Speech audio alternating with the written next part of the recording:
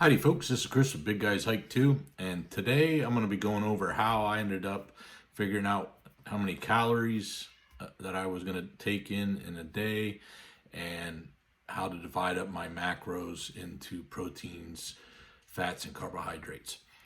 Before we get started, if you like the content, please hit the subscribe button.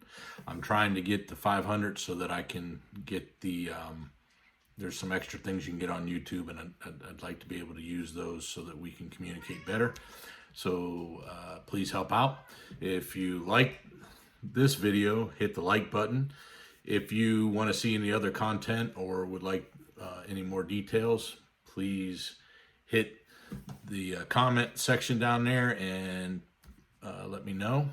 And if you hit the bell notification, I guess you'll see some of the videos. So with that being said, let's get into it. I'm going to look at my notes down here, so pardon me from looking away from the camera. But the first thing you have to do is you've got to figure out is how many calories you're going to eat in the day to lose weight. So the first thing is just go online and find a calorie calculator and put in the data. I'm going to put right here a picture that shows you the one that I used for this. I've used a couple of them just to get an average number, and the numbers vary by 100 or so, but they're pretty close to each other. Anyway, as you can see in the top part there, you got to put in your age and your height and whether you're male or female, and then it's going to click to another section. It's going to ask you your activity.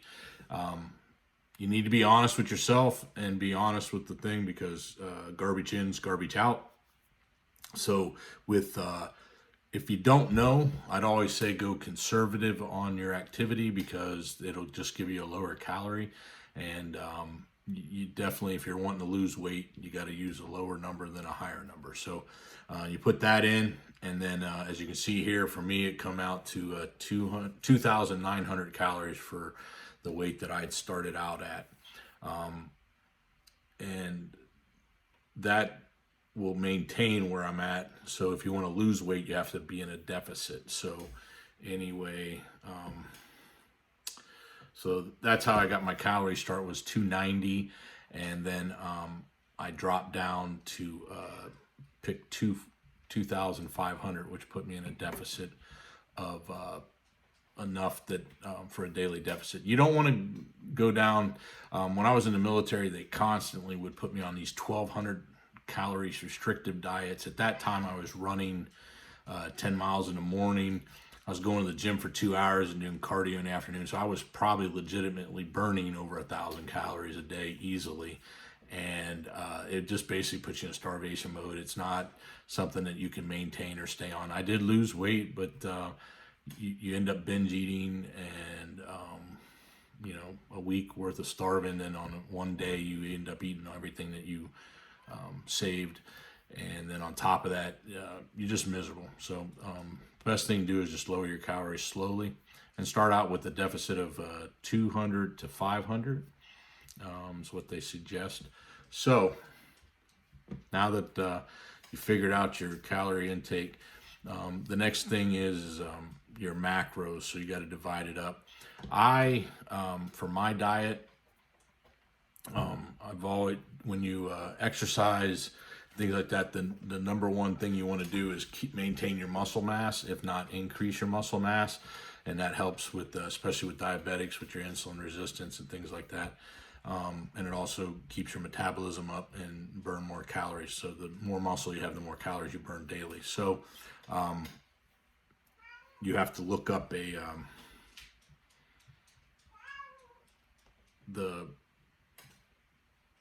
literature you look up on protein. If you go to more of a scientific or a medical, they're going to tell you 0.6 grams of protein per body weight.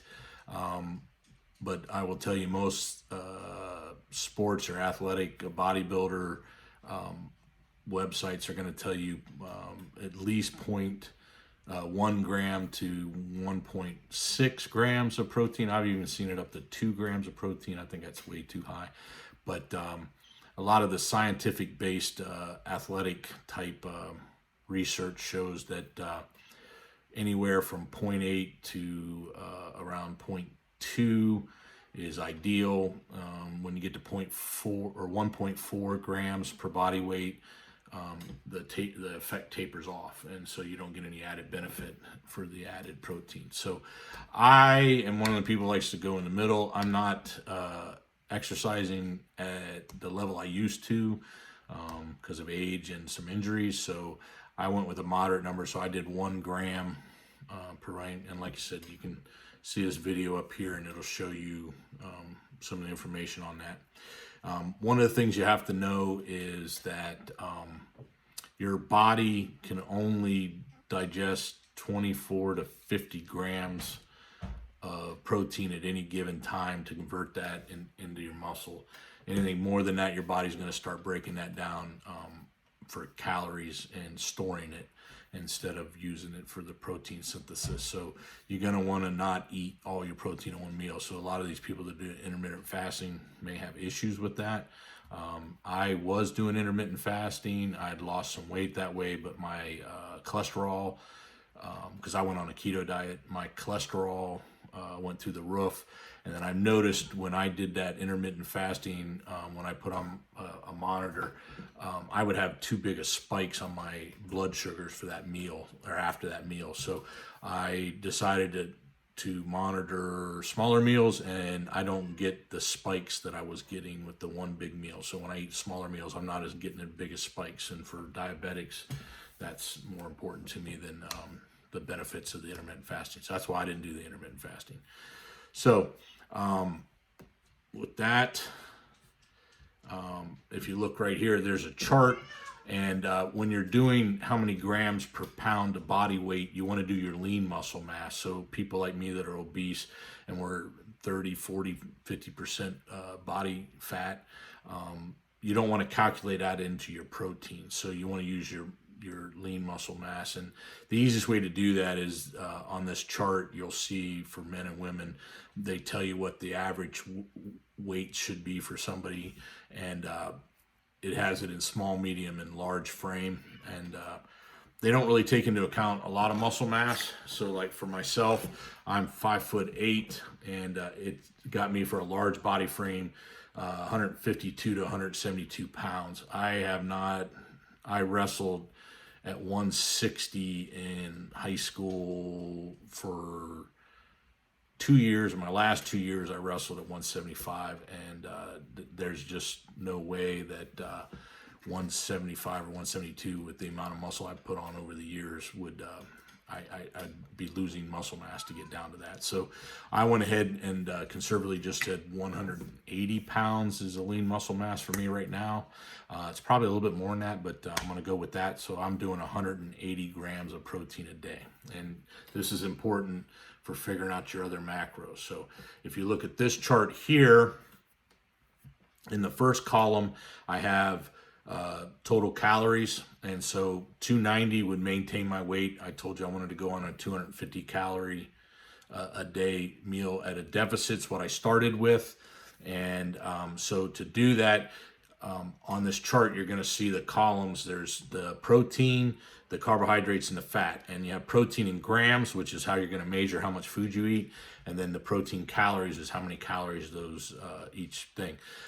If you look down at the bottom part of the graph here, a 1 gram of protein is 4 calories. Carbohydrate, 1 gram is 4 calories, but fat, 1 gram is 9 calories. So it's double the calories. Now, I set my protein for the day at 180 grams. So no matter whether I lower my calories to try to keep losing weight, that will maintain the same. So I put it on my chart at 180 grams of protein, which comes out to 720 calories per day. So I subtract that from whatever number of the daily I'm having, and that leaves me with how much I can have in carbs and fat. Now with carbs, because I'm a diabetic, I want to keep my carbs at 35 grams a day. And that's set for me because with being a diabetic, I'm trying to control it with diet and try to get off the medications. So, or at least use the least amount of medication that I have to. So at 35 grams, that's also set for me. For you, if you're doing it, unless you're doing it as a diabetic, you can set your carbs if you want. I personally think you could maybe set it at 30 grams of carb per meal and no more than that, and then work from there. But I set mine at 35, so I did that at 4 calories per gram. That gives me 140 calories there. So together, that's 860 calories per day that's set for me.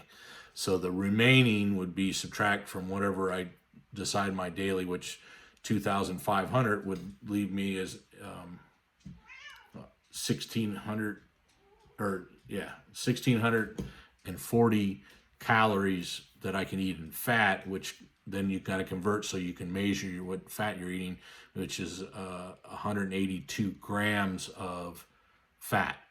So when I go to drop, if you can look on the chart, the next column below, or the next row below, is 2,000 calorie drop. And at that, everything else would stay the same, but my grams of fat would drop down to 126 to get the 2,000. Or if I go down to 1,800, it would be 104 grams of fat. And mine wouldn't change. If you wanted to change your carbohydrates and your fats, then you could kind of lower both of them and play. But you do a chart like that where you figure out and you subtract them away, and that'll give you your how you break your macros down. So that's how I do it.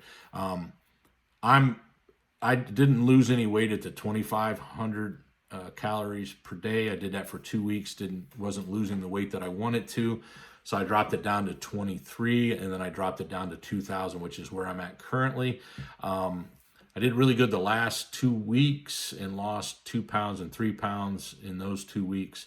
But this week I gained a pound, so I'm a little disappointed at. I think there might be some issues with the fact that I went up in my dose of my Manjaro to 7.5, which caused some constipation, and I feel really bloated right now since I've been on it, and I think that might have caused it.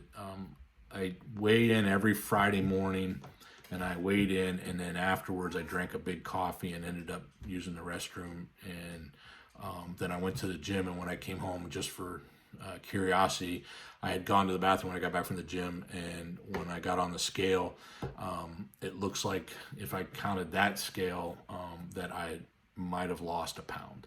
So, but I stick with Friday mornings as I get up, no matter what, and that way it's a consistent week to week. So maybe next week I'll see a bigger number, but I'm gonna go one more week with the 2,000 calories, and if it's still either stays the same or gain weight, then I'm going to drop down to 1,800 calories and adjust all my basically my fat for that to come up with thing. So that's how I figure out my macros. If you got any questions, like I said, leave the comments down below, and I'll answer any questions you have. This is the way I do it. I'm not telling anybody else how to do their life, but if it works, it works. If it doesn't, it doesn't. But that's how I do it. So anyway, remember, plan your hike and hike your plan.